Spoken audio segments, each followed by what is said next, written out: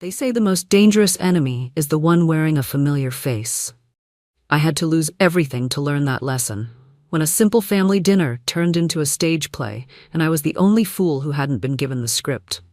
I still remember the exact moment my world shattered. It wasn't when I found the text messages. It wasn't even when I saw them together in that parking lot. His hand lingering too long on her lower back. No, it was when I noticed my cousin's hand unconsciously resting on her stomach during Sunday dinner. The same protective gesture I'd been practicing in private for weeks. You see, I was 8 weeks pregnant, and in that moment, watching my cousin's identical movement, I knew. I just knew. They say when you're drowning, your life flashes before your eyes. But when you're betrayed, it's a slow, aching suffocation. You're wide awake, watching every familiar face morph into strangers, every moment stretch into an eternity where trust crumbles right in front of you. My heart didn't just break, it splintered, silently and irreparably. What they don't tell you is that betrayal feels exactly the same way. Sitting there at my aunt and uncle's dining table, the voices around me faded into a distant hum. My husband Marcus was telling some work story that had everyone laughing. My cousin Brielle was nodding along, that perfect smile on her face.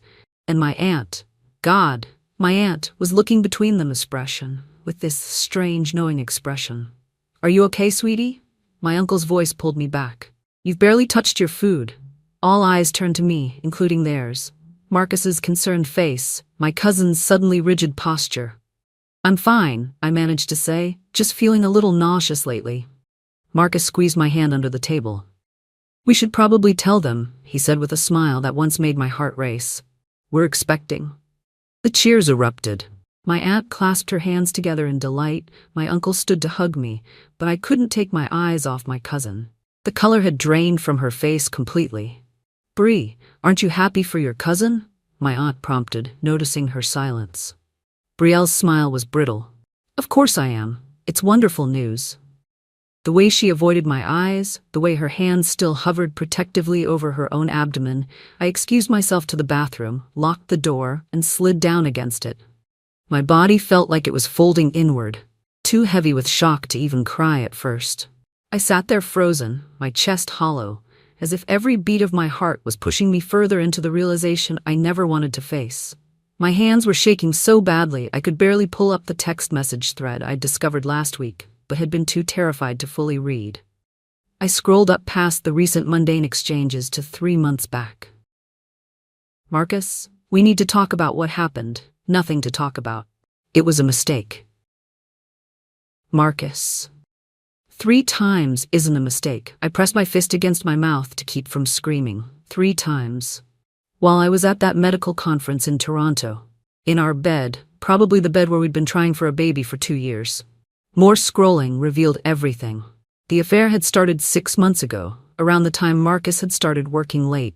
Around the time Brielle had suddenly become more involved in our lives again after years of distance.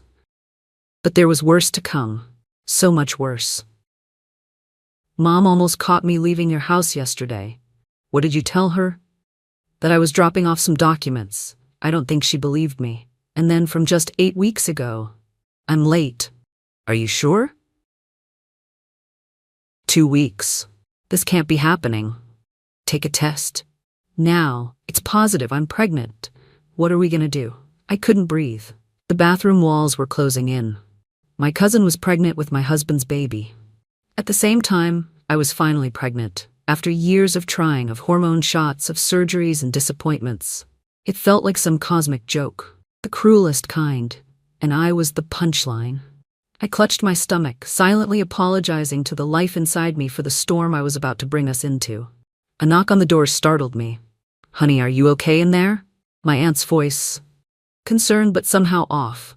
I wiped my tears, stuffed my phone in my pocket, and splashed water on my face. "Coming," I called, my voice surprisingly steady. When I opened the door, my aunt was standing there with an expression I couldn't quite read. "Pregnancy hormones," I lied, forcing a smile. She nodded, but her eyes were calculating. "Brielle's not feeling well either, must be something going around." As she turned to walk away, she paused. "By the way, your uncle and I could use some help with the medical bills from his surgery." I was wondering if you and Marcus might be able to help out this month." And just like that, another piece of the puzzle clicked into place. The monthly transfers Marcus made to my aunt and uncle's account. The hushed phone calls between my aunt and Brielle. The way my aunt always seemed to need just a little help whenever I started asking questions about Marcus's late nights. My aunt knew.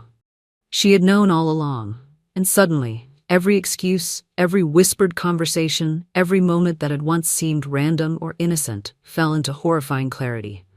They weren't just complicit, they were orchestrating it. And I had been the naive puppet dancing on strings I never knew existed. That night, lying next to my husband, the father of my child and my cousin's child, I made a decision. I wouldn't scream. I wouldn't break down. I wouldn't give any of them the satisfaction of seeing me destroyed. But God, how I wanted to. I wanted to tear down the walls of our bedroom and howl with the ache of betrayal. But instead, I swallowed it, buried it deep inside the shell of who I used to be. No, they wanted to treat me like nothing? Fine. I would become something none of them were prepared for. The following weeks were an exercise in acting. I became the perfect expectant mother, the supportive wife, the excited cousin. I scheduled doctor's appointments and shared ultrasound pictures. Behind every smile, I rehearsed my lines like a seasoned performer. Every cheerful update, every hand placed lovingly on my growing belly was a layer of armor. I was building my strength in silence. I planned the nursery and discussed names with Marcus, all while I was dying inside. Brielle started avoiding family gatherings, claiming work stress. When she did show up, she wore loose clothing and avoided alcohol with excuses about a new health kick. My aunt ran interference, always steering conversations away whenever anyone asked Brielle about her life or future plans. I started paying attention to the things I'd been too blind to see before, like how Marcus's business trips always coincided with Brielle's days off, or how my aunt would call me with some emergency whenever Marcus and I had plans, only for him to receive an urgent work call and disappear for hours.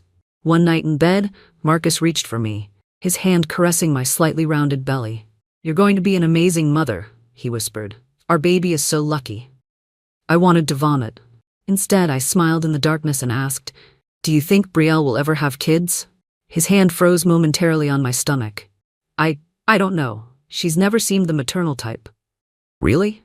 "I always thought she'd make a wonderful mother." I rolled toward him, watching his face carefully in the dim light. "She's always been so jealous of what I have." A flash of something, guilt, fear, crossed his features before he composed himself. "You've always had the stable life she wanted." "That's true. Stable." I laughed softly. "Is that what we have, Marcus?" He pulled me closer. "We have everything, babe. Everything anyone could want." I felt his arms tighten around me, and for a fleeting moment I wanted to believe him. I wanted to believe this was all some terrible dream. But even in his embrace, I was utterly alone. The next day, I accidentally left my prenatal vitamins at my aunt and uncle's house. When I went to retrieve them, I arrived early, using the key they'd given us years ago. I wasn't surprised to find Marcus's car parked 2 blocks away. The voices from the kitchen confirmed what I already knew. "You need to tell her," my cousin was saying. "And say what exactly?" Marcus's voice was tense and low. "Sorry, honey, but I got your cousin pregnant while you were finally expecting our miracle baby. This is getting impossible to hide," Brielle hissed. "I'm starting to show." "Your aunt's handling it," my husband replied. "She's got that story about you taking a job overseas. You'll be gone before anyone notices. Have the baby and figure out what to do next." My aunt's voice joined in. "The transfer from Marcus cleared yesterday.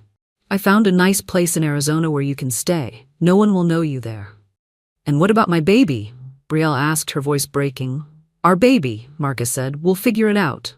But his tone lacked conviction. Maybe after some time passes we can say you're letting us adopt." "Adopt my own child?" Brielle's voice rose. "Keep your voice down," my aunt snapped. "This arrangement works for everyone. Marcus and you-know-who keep their perfect life. You get a fresh start with enough money to be comfortable, and your uncle and I can finally pay off our debts. Everyone wins. Everyone except this baby who will grow up thinking their cousin is their mother." Brielle's bitter laugh cut through me. "And what about her? she asked, her voice cracking. Does she win in this scenario? What she doesn't know won't hurt her, my aunt said coldly. She's always had everything handed to her. The good grades, the college scholarship, the perfect husband. She can share for once. Share. That word sliced through me like a blade. Share the man I built a life with, the man I trusted with my dreams, my body, my future. How casually they spoke, like my marriage, my motherhood, my identity, were just pieces on their chessboard.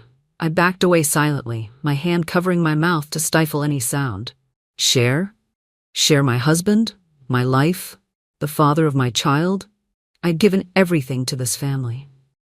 When Brielle dropped out of college, I helped pay her rent. When my aunt and uncle fell behind on their mortgage, Marcus and I covered it for 6 months. When my uncle needed heart surgery, we paid the portion insurance wouldn't cover. And this was how they repaid me, planning to ship my cousin off to Arizona to have my husband's baby in secret while I raised our child, none the wiser. The air in my lungs felt thick, poisoned by the betrayal. My chest ached, not just for me, but for the child inside me, the child whose life they were already willing to distort with lies. That night, as Marcus slid into bed beside me with some excuse about a late meeting, I realized a fundamental truth. I had given everything to people who saw me as nothing, a checkbook, a convenience, a fool. You know what I was thinking, I said softly as he settled in beside me. He murmured, already turning away. What's that? I was thinking about how much I've sacrificed for this family, for everyone I love. He turned back slightly. What do you mean? Just that. I gave up that job in Seattle to stay close to my aunt and uncle. I've supported Brielle through all her finding herself phases. I've been the rock everyone leans on. I paused, letting my words sink in. I just wonder, who would be my rock if I ever needed one? Marcus rolled over fully then, pulling me into his arms. I would, babe. I'll always be here for you. You know that. I nodded against his chest, feeling his heart beating steadily beneath my ear. The heart of a liar, the heart of a cheat, the heart of a man who had created a life with my cousin while we were trying to create our own. I know exactly who you are now, Marcus, I whispered too softly for him to hear. I had given this family everything, and they had discarded me like nothing. That night, as Marcus slept soundly beside me, I made a vow. To myself and to the innocent child growing inside me. This would not be our story. We deserved better, and I was going to make sure we got it. They say revenge is a dish best served cold. What they don't tell you is how much preparation goes into a perfect meal. I didn't confront anyone. Not my cousin, not my husband, not my aunt. Instead, I became the world's best actress, and started gathering intelligence like my life depended on it. In many ways, it did. First, I needed to understand exactly what I was dealing with financially. Marcus had always handled our investments and major financial decisions. I trusted him completely, focusing on my own career while he built his consulting business with his father. I'm thinking of taking a more active role in our finances, I mentioned casually over breakfast one morning. Maybe sitting in on your next meeting with the financial advisor. The flash of panic in his eyes was almost imperceptible. Why the sudden interest? I rubbed my growing belly. Motherhood, I guess. Wanting to make sure everything's secure for the baby. He relaxed, visibly. That's sweet, but unnecessary. Everything's well managed. I smiled and changed the subject. But that afternoon, I went to our bank and requested all statements from the past year. What I found confirmed my suspicions. Regular transfers to my aunt and uncle's account labeled as family support had increased over the past 6 months. There were also withdrawals of large cash amounts with no clear purpose. Next, I contacted a private investigator, not to follow Marcus. I already knew what he was doing, and with whom, but to look into his father's consulting firm, where Marcus was a partner. Something had always seemed off about their sudden success 3 years ago when they landed several government contracts. While waiting for the PI's findings, I reconnected with an old law school friend, Diane, who had specialized in divorce law. Under the guise of getting advice for a friend, I learned everything I needed to know about protecting myself and my assets.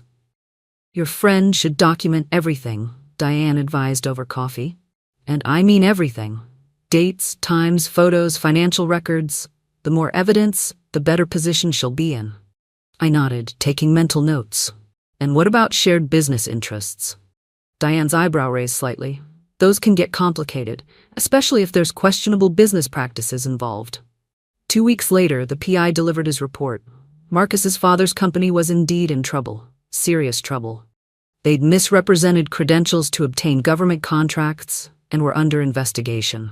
One more push and the entire house of cards would collapse, which explained why my cousin was being sent away with money we apparently didn't have.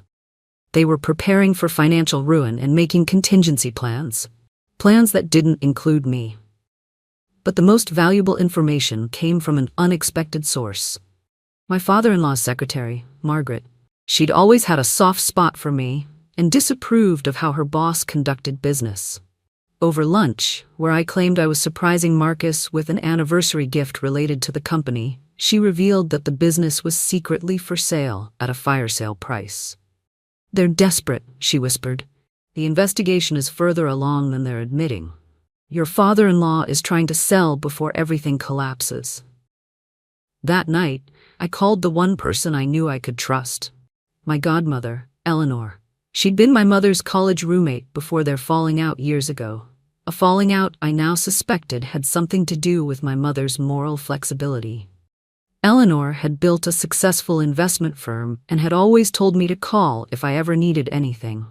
I'd never taken her up on it before. "I need to buy a company," I told her after explaining my situation without anyone knowing it's me behind the purchase. There was a long silence before Eleanor spoke. "They've hurt you badly, haven't they?" "More than they know," I replied, my hand resting on my stomach.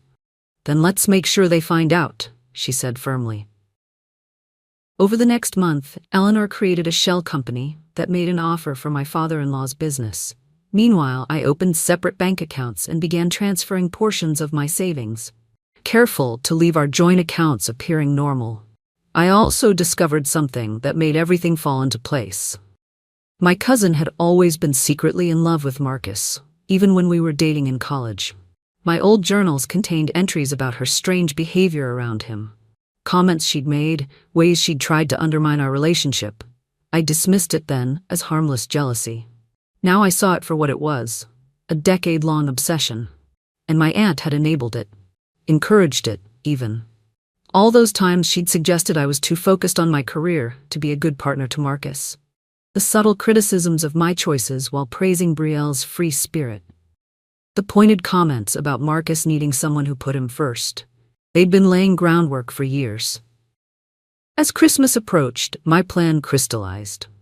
The family's annual Christmas Eve dinner, always held at my aunt and uncle's house, would be the perfect setting. By then, I would be 6 months pregnant. Brielle would be showing too much to hide it, and the sale of the company would be finalized. 1 week before Christmas, Eleanor called with the news. "It's done. You now own 76% of Hamilton Consulting. They don't know it's you. All they know is a private equity firm called Phoenix Rising has acquired controlling interest." I smiled at the name we'd chosen together, Phoenix Rising from the ashes. There was power in that name, a promise, a reminder that even from complete ruin, something strong and untouchable could be reborn. Just like me. That same day, the PI delivered his final report, including surveillance photos of Marcus and Brielle together, bank records showing all the transfers, and most damning of all, recordings of phone calls between my aunt and Marcus discussing the Arizona plan. The last piece fell into place when I visited my OB/GYN for my regular checkup. After confirming my baby girl was healthy and developing perfectly, I asked the question I'd been dreading. "Dr. Hansen, is it possible to determine paternity before birth? For medical reasons?" "Of course," she said, looking at me carefully. "Are you concerned about genetic issues?" "Yes," I lied. "There's some family history I'm worried about." She explained the non-invasive prenatal paternity test, a simple blood draw that could confirm paternity with 99.9% accuracy without any risk to the baby. 2 days before Christmas, the results arrived in my private email. I sat in my car in the hospital parking lot, hands shaking as I opened the attachment. The test confirmed what I had suspected but feared to know for certain. Marcus was not the father of my baby. The world seemed to pause. I stared at the screen, the lines and numbers blurring as the weight of truth settled over me. In a strange way, I felt lighter. freed. This child, my daughter, wasn't bound to Marcus's betrayal. She was wholly mine. The timing made sense. Those weeks when Marcus had been working late had coincided with a business trip I'd taken. During that trip, I'd reconnected with an old colleague, Mark. Nothing had happened beyond one drunk kiss that I'd immediately regretted and confessed to Marcus upon my return. He'd forgiven me instantly. Too instantly. I now realized because he'd been sleeping with my cousin. The irony was breathtaking. Marcus had been so concerned about Brielle's pregnancy, never questioning his own paternity of the child I carried. He'd assumed my faithful devotion while betraying me in the worst possible way. As I sat in that parking lot, something inside me hardened into resolve. For months, I'd been gathering evidence, making plans, preparing for war, while pretending everything was normal. But in that moment, I felt a shift. I wasn't preparing for war anymore. I was preparing for liberation. I'd smiled through family dinners while my cousin carried my husband's child. I'd kissed Marcus goodnight, knowing he'd been with her hours earlier. But as I placed my hand on my stomach, feeling my daughter kick, I knew with absolute certainty Christmas Eve would be the last performance of my life. And it would be one hell of a finale. Not a breakdown, not a plea, but a reckoning, long overdue and exquisitely designed. Christmas Eve arrived with picture-perfect snow falling outside my aunt and uncle's colonial home. I'd spent hours getting ready, my hair styled in soft waves, a form-fitting burgundy maternity dress that showcased my bump, subtle makeup that highlighted my eyes. If this was to be my final act in this family drama, I wanted to look my best. "You look stunning," Marcus said as we pulled into the driveway. He leaned over to kiss my cheek, his hand resting briefly on my stomach. "Everyone's going to be so excited to see you," he added. "Your aunt said Brielle's finally back from her business trip." I smiled. "I'm excited to see her too. It's been too long." The house was decorated as it always was. My aunt's perfect taste evident in every wreath, garland, and ornament. Christmas carols played softly in the background as my uncle took our coats and my aunt hugged us both, her embrace stiffening slightly when she reached me. "You're getting so big," she exclaimed, her eyes darting toward the staircase. "Brielle's just freshening up. She'll be down in a minute." The dining room table was set with my grandmother's china. Crystal glasses caught the light from the chandelier. My father-in-law and his wife arrived moments later, bringing expensive wine and forced cheer. I knew from Eleanor that the sale of their company had been finalized yesterday. They just didn't know who the new owner was yet. "There's my favorite daughter-in-law," my father-in-law boomed, hugging me a little too enthusiastically. "And my grandchild, how's the little one doing?" "Growing strong," I replied, watching his face carefully. "Just like family businesses should." A flicker of discomfort crossed his features before he masked it with another smile. When Brielle finally descended the stairs, you could have heard a pin drop. She wore a flowing black dress that almost, but not quite, concealed her pregnancy. Her eyes widened when she saw me, then quickly darted to Marcus, who had gone completely pale. "Brielle," I moved forward to embrace her, feeling her stiffen in my arms. "It's been ages, and look at you, you're positively glowing." My aunt quickly intervened. "Dinner's ready, everyone take your seats." The tension around the table was thick as my uncle carved the turkey and plates were passed. I remained cheerful, asking Brielle about her business trip and watching her stumble through lies while Marcus stared fixedly at his plate. My aunt kept trying to change the subject, while my father-in-law drank too much wine, too quickly. Perfect. As dessert was being served, I stood up, champagne glass in hand. Everyone looked at me expectantly. "I'd like to make a toast," I said, smiling at each face around the table, "to family and to honesty." Uneasy glances were exchanged. "You know, I've been reflecting a lot lately on what family means, on loyalty, on trust." I took a small sip of my sparkling water, and I've realized something important. Blood doesn't always mean loyalty. My aunt's smile became fixed. "Darling, perhaps this isn't the time for." "It's exactly the time, Aunt Claire." I cut her off gently. "Because Christmas is about truth, isn't it? So here's some truth. I know about Marcus and Brielle." The silence was deafening. Marcus half rose from his chair. "Can we talk about this in private?" "Why?" I asked, still smiling. "There's nothing private about this betrayal. You've been sleeping with my cousin for months. She's pregnant with your child, and my aunt." I turned to her, watching the color drain from her face. "Has been facilitating the whole thing in exchange for monthly payments." My uncle's fork clattered onto his plate. "What is she talking about, Claire?" My aunt's hands trembled. "She's confused. The pregnancy hormones." "I have the receipts, Aunt Claire. Literally." I reached into my purse and removed a folder, placing it calmly on the table. Bank statements showing transfers from our account to hers.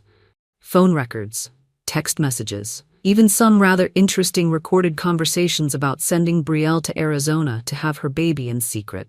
My father-in-law stood up abruptly. "I think we should go, Marcus. This is a private family matter." "Oh, I wouldn't leave just yet, Richard," I said pleasantly, "because the next part concerns you too." His eyes narrowed. "What are you talking about?" I smiled.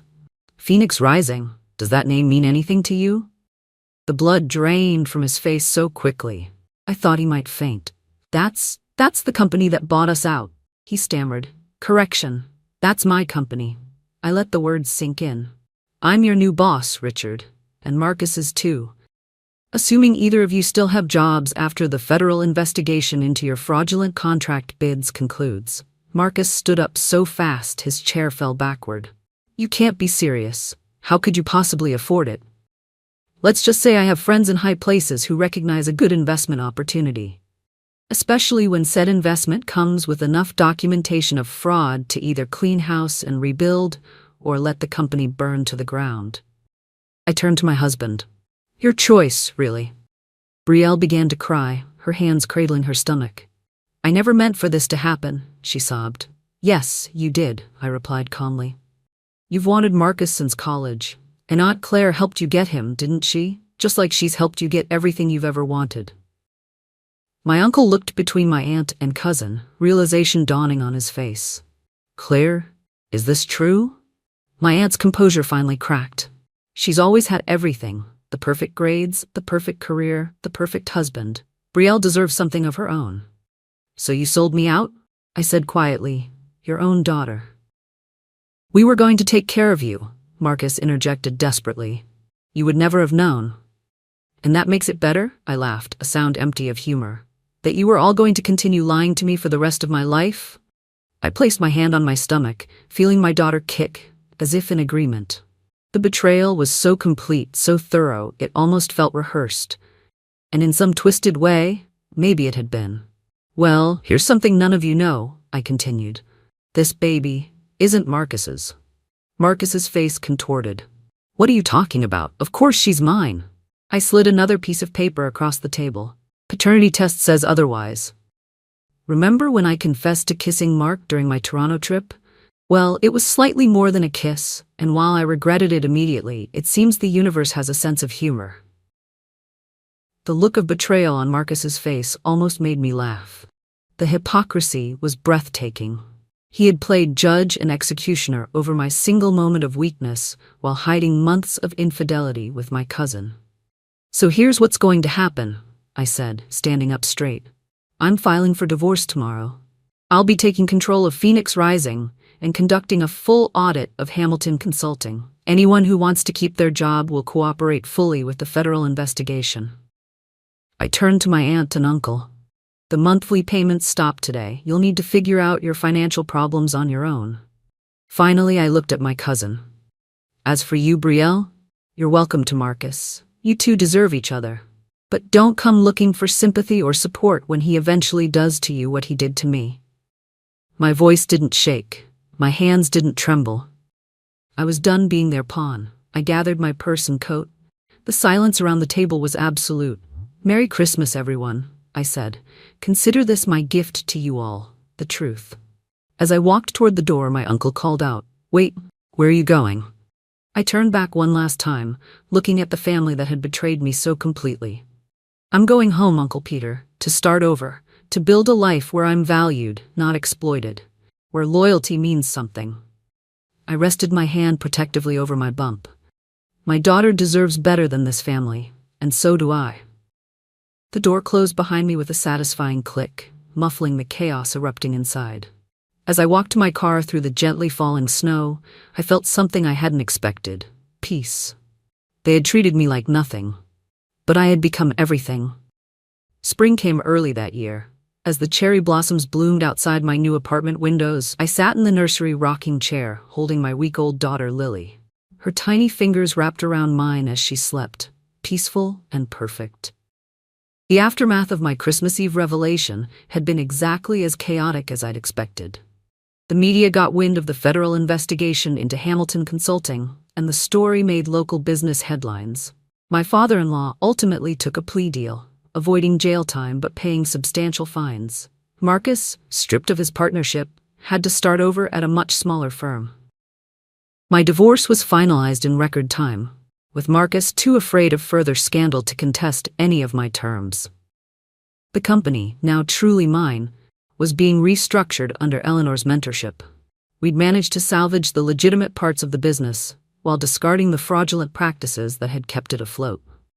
My uncle had called dozens of times before I finally agreed to meet him over coffee. He tearfully explained that he'd had no idea about my aunt's involvement. I believed him. My uncle had always been somewhat oblivious to the manipulations happening around him. We were slowly rebuilding our relationship, though I kept firm boundaries. My aunt and Brielle were different stories. Neither had contacted me directly, though I'd heard through my uncle that Brielle had moved into a small apartment paid for by Marcus, who visited occasionally but had already started dating someone else. Her baby, a boy, was due any day now. My aunt, faced with the financial reality of losing her monthly stipend from Marcus, had been forced to sell her beloved vacation home and take a part-time job to supplement my uncle's retirement income. It was poetic, really. Their new beginning bore not of grace, but of consequence. The humbling seemed to be doing her good, according to my uncle. A gentle knock at the door pulled me from my thoughts.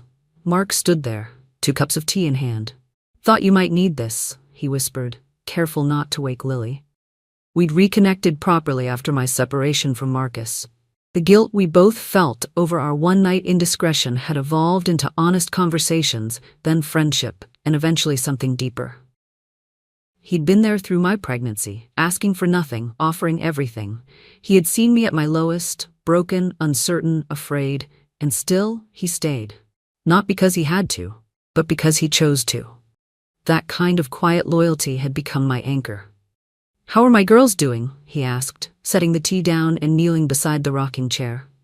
"We're perfect," I replied, watching as he gently stroked Lily's cheek with one finger. We weren't rushing into anything. Both of us had learned the hard way that solid foundations take time to build. But there was something undeniably right about his presence in our lives. Sometimes when I caught him humming softly to Lily, or folding her onesies with more care than I thought possible, a part of me ached. Not from regret, but from the unfamiliar sting of being genuinely seen. Loved without condition. My phone buzzed with an email notification. Eleanor, with an update on our latest acquisition, a struggling media company we were restructuring.